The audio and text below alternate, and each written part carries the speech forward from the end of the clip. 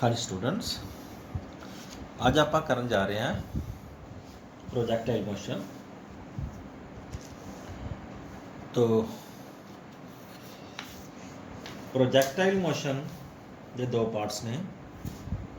पहला पार्ट असी आज करन जा रहे हैं वो है हॉरिजॉन्टल प्रोजेक्टाइल। हॉरिजॉन्टल प्रोजेक्टाइल की हुंदा, सपोज अपने कोल आप किसी हाइट ते हैं, किसी टावर ते असी कोई बॉडी नू प्रोजेक्ट करते हैं along horizontal direction, along X axis. u is the initial velocity। ਅਸੀਂ ਚਾਹੁੰਦੇ ਹਾਂ ਕਿ body straight line X axis ਵੱਲ ਜਾਏ, ਬਟ ਇਸ ਤਰ੍ਹਾਂ ਨਹੀਂ ਹੁੰਦਾ ਕਿਉਂਕਿ ਧਰਤੀ ਅਰਥ ਹੈ, ਦਿਸ ਇਜ਼ ਗਰਾਊਂਡ। ਗਰਾਊਂਡ ਦੇ ਵਿੱਚ ਕਿਆ force of attraction, ground body ਨੂੰ ਖਿੱਚੇਗੀ ਆਪਣੇ ਵੱਲ, ਤਾਂ there will be a force acting downward called centripetal called gravitational force, ਜਿਹਦੇ ਕਰਕੇ ਬੋਡੀ ਇਸ ਤਰ੍ਹਾਂ ਪੈਰਾਬੋਲਿਕ ਪਾਥ ਰਾਹੀਂ ਥੱਲੇ ਗਿਰੇਗੀ along O to C। In OC direction body will fall downward। This path is called path of projectile। तो सब तो पहली डेरिवेशन है पाथ ऑफ प्रोजेक्टाइल प्रूफ करना सी। पाथ ऑफ प्रोजेक्टाइल मैं कहता कि ये पैराबोलिक हुंदा है, ये किस तरह पैराबोलिक हुंदा आप प्रूफ करते हैं। Now there will be the two types of the motion. तो एक है motion along horizontal direction and दूसरी है motion along vertical direction. Motion along horizontal direction. उन्हें दोनों मोशंस एक दूजे दे इंडिपेंडेंट होंदियां ने, मतलब एक दूजे ते डिपेंड नहीं करदियां। ठीक है जी। तो मोशन अलोंग हॉरिजॉन्टल डायरेक्शन है OX, तो इट इज यूनिफॉर्म मोशन। उन्हें यूनिफॉर्म मोशन क्यों है? Because no force is acting in this direction। no force is acting, इस डायरेक्शन दे विच कोई फोर्स नहीं लग रही।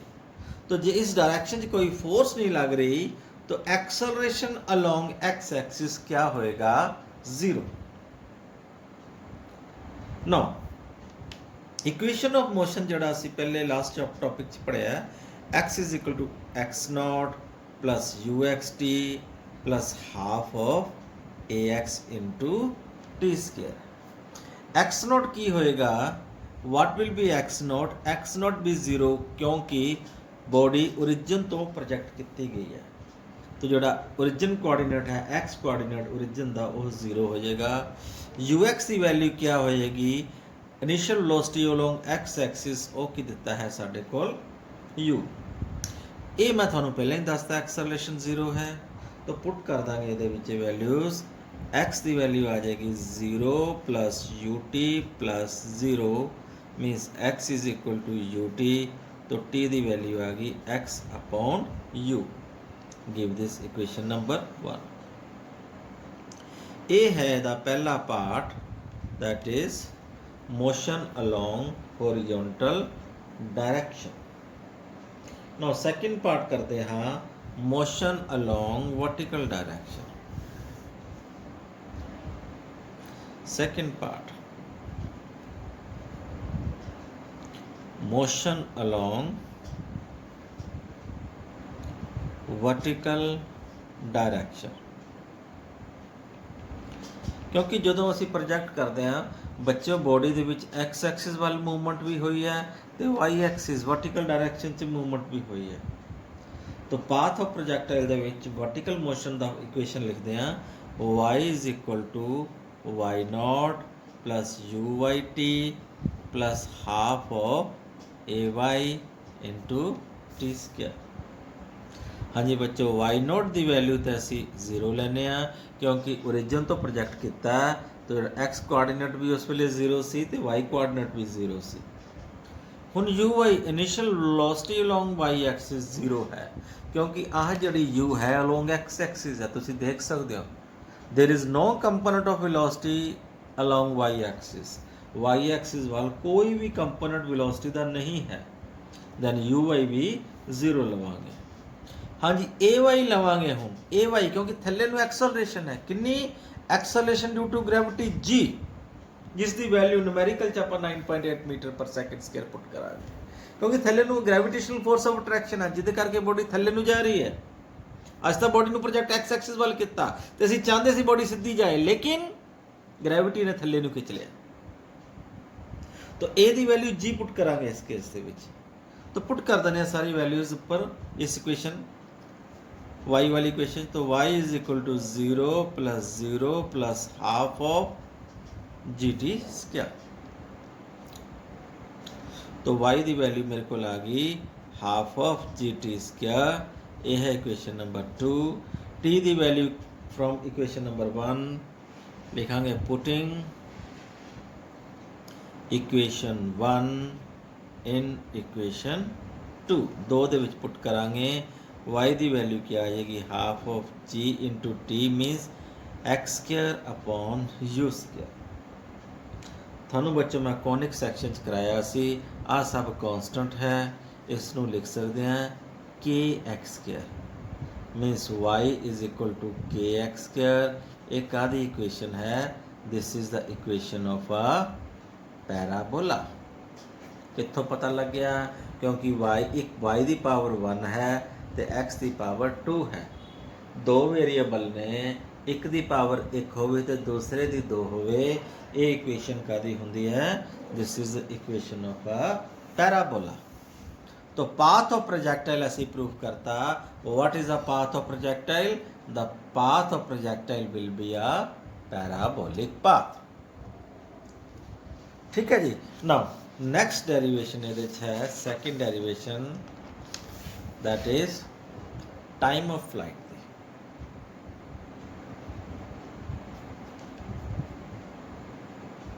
Time of flight,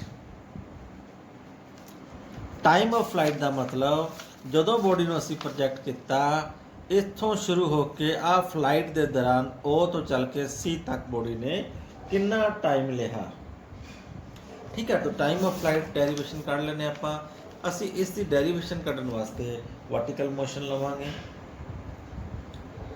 y is equal to why not plus you Y T plus half of A Y into t square. तो y की value let us suppose कि आ जिहड़ी वैल्यू सी y एक्सिस दे विच कितनी है, ये दिती है h हाइट। आह वाई डिस्टेंस हाइट दिता है कितना h। देन पुट कर देने फिर y की वैल्यू h।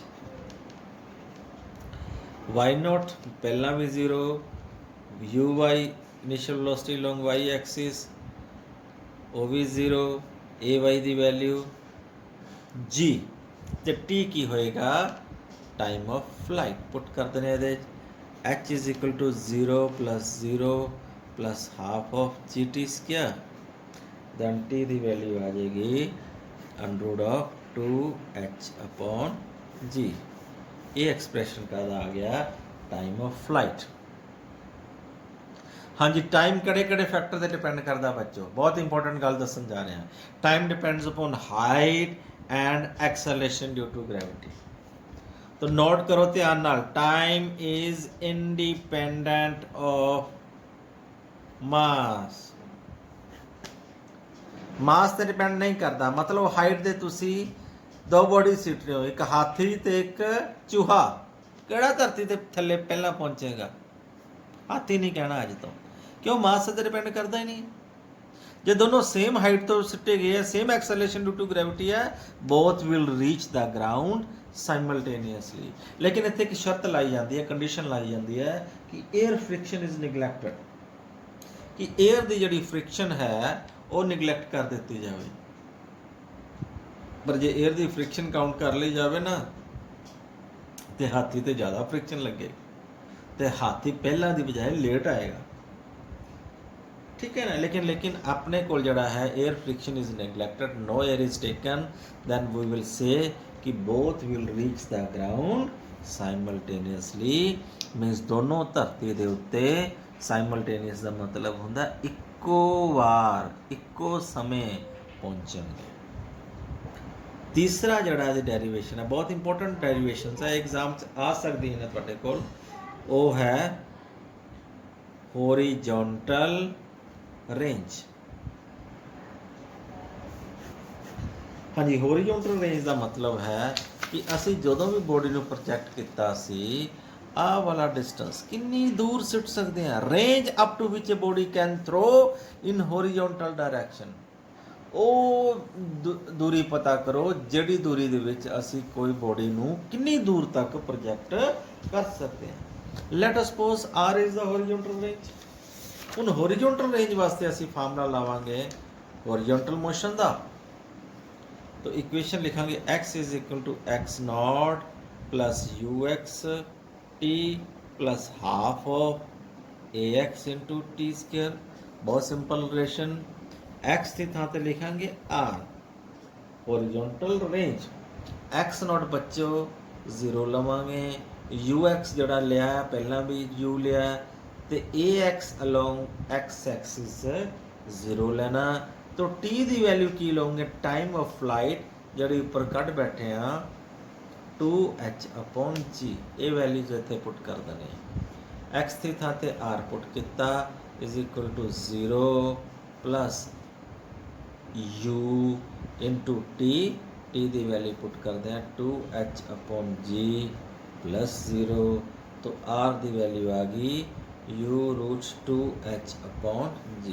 तो आर भी नोट करियो, आर किते डिपेंड करता टाइम ते या हाइट ते या यू ते कि जिहड़ी ज़्यादा वेलोसिटी ना सुट्टांगे, जिहड़ी बॉडी नूं ज़्यादा वेलोसिटी ना सुट्टांगे ज़्यादा दूर गिरूगी, जिहड़ी बॉडी नूं घट वेलोसिटी ना घट सुट्टांगे वो घट दूर गिरूगी, ते जिहड़ी वेलोसिटी नूं जीरो ना सुट्टांगे वो थल्ले तुहाडे पैरां 'च गिर जाएगी। ठीक है। तो रेंज जिहड़ी है वो किस ते डिपेंड करती है, वेलोसिटी ते, इनिशियल वेलोसिटी ते डिपेंड करती है। नैक्सट जिहड़ा फैक्टर है वो है velocity of the particle at any instant. Fourth particle point है दा fourth and last velocity of the particle at any instant. मीनस ਜਦੋਂ ਅਸੀਂ ਕੋਈ ਬੋਡੀ ਪ੍ਰੋਜੈਕਟ ਕੀਤੀ ਸੀ, ਆ ਮੰਨ ਲਓ ਐਕਸ ਐਕਸਿਸ ਹੈ, ਵਾਈ ਐਕਸਿਸ ਹੈ, ਉਹ ਤੋਂ ਆਪਾਂ ਬੋਡੀ ਪ੍ਰੋਜੈਕਟ ਕੀਤੀ ਸਮਥਿੰਗ ਲਾਈਕ ਦੈਟ। ਕਿਸੇ ਪੁਆਇੰਟ P ਤੇ ਇਹਦੇ ਦੋ ਕੰਪੋਨੈਂਟਸ ਹੋਣਗੇ ਵੈਲੋਸਿਟੀ ਦੇ, ਇੱਕ ਲੌਂਗ ਐਕਸ ਐਕਸਿਸ ਉਸ ਨੂੰ vx ਲਿਖ ਦਿੰਦੇ, ਤੇ ਦੂਜੀ ਲੌਂਗ ਵਾਈ ਐਕਸਿਸ ਉਸ ਨੂੰ vy ਲਿਖ ਦਿੰਦੇ। ਦੇਖੋ ਧਿਆਨ ਨਾਲ, ਮੈਂ ਪਹਿਲਾਂ ਵੀ ਕਿਹਾ ਹੋਰੀਜ਼ੋਨਟਲ ਡਾਇਰੈਕਸ਼ਨ 'ਚ ਵੈਲੋਸਿਟੀ ਹੈ u, ਇੱਧਰ ਕੋਈ ਐਕਸਲਰੇਸ਼ਨ ਲੱਗਦੀ ਨਹੀਂ, ਇੱਥੇ ਵੀ u ਹੈ, ਇੱਧਰ ਵੀ u ਰਹਿਣੀ ਹੈ, ਇੱਧਰ ਵੀ vx ਦੀ ਵੈਲਿਊ u ਰਹਿਣੀ ਹੈ, ਜਸਟ ਬਿਫੋਰ ਹਿਟਿੰਗ ਦਾ ਗਰਾਊਂਡ ਵੀ u ਰਹਿਣੀ। मतलब जी एक्स एक्सिस वाला वेलोसिटी है कॉन्सटेंट रहनी है, यूनीफॉर्म मोशन। वाई एक्सिस वाल पहला जीरो सी, फिर इतने वेलोसिटी थोड़ी बढ़ जाएगी, इतने होर बढ़ जाएगी, तो just before hitting the ground velocity बहुत ज़्यादा बढ़ जाएगी। वर्टिकल डायरेक्शन वाली वेलोसिटी है वो की होएगी, कंटिन्यूस इंक्रीजिंग। हाँ जी, तो उवें दो वेलोसिटीज करते हैं आप। इहदा पहला पार्ट दे विच हॉरिजॉन्टल वेलोसिटी और मैं तुहानूं दस चुके हैं हॉरिजॉन्टल वेलोसिटी यू ही रहनी है।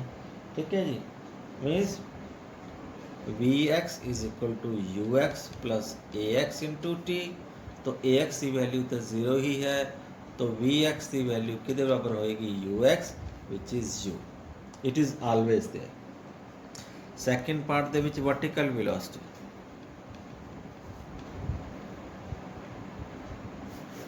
तो we y is equal to u y plus a Y into T.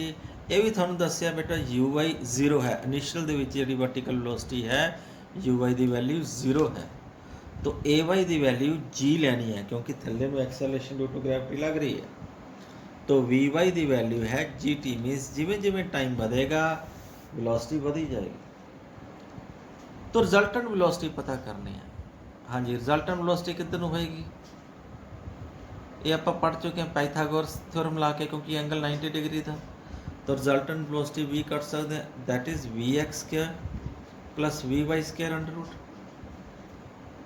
We x की वैल्यू था U, minus U square V Y की वैल्यू है जी minus G square T square, ये आ जाएगा मैग्नीट्यूड ऑफ रिजल्टेंट वेलोसिटी। हुण velocity क्योंकि vector quantity है तो एंगल भी पता करना पएगा। मान लो आ एंगल बीटा है, इधरले पासे वी वाई है तो आ भी वी वाई होएगा, इधरले पासे वी एक्स है। तो इस ट्रायंगल तुसीं ध्यान नाल देखोगे, आ मान लो ट्रायंगल है पी, इनू मान लो ए, इनू B, in triangle P A B, तो I can write A B upon P A is equal to tan of theta, A B upon P A tan theta. तो थीटा अपने को B लिख beta लिखा है, तो tan of beta लिख देने आप। तो मीनस tan ऑफ बीटा लिख सकते हैं, ए बाई की वैल्यू लिख सकता मैं B Y velocity along Y axis, तो पी ए की वैल्यू लिख सकता मैं वी एक्स। तो वी वाई की वैल्यू है जी टी, तो वी एक्स की वैल्यू क्या है U x which is U, तो बीटा आ जाएगा। तो बीटा लिखने का तरीका देख लो पुत्र, इनू लिख सकते हैं आप tan inverse of ji T upon you. इस तरह आप एंगल फाइंड आउट कर सकते हैं, क्योंकि वेलोसिटी वेक्टर क्वांटिटी है, magnitude U square plus G square T square under root, तो एंगल फाइंड आउट करना बीटा की वैल्यू क्या होगी tan inverse of ji T upon U. ठीक है बच्चों, मैनू लगता थानू समझ आ गई होनी है, तो ये क्वेश्चंस न्यूमेरिकल्स कर लियो, डाउट्स आप पूछियो। Thank you, have a nice day.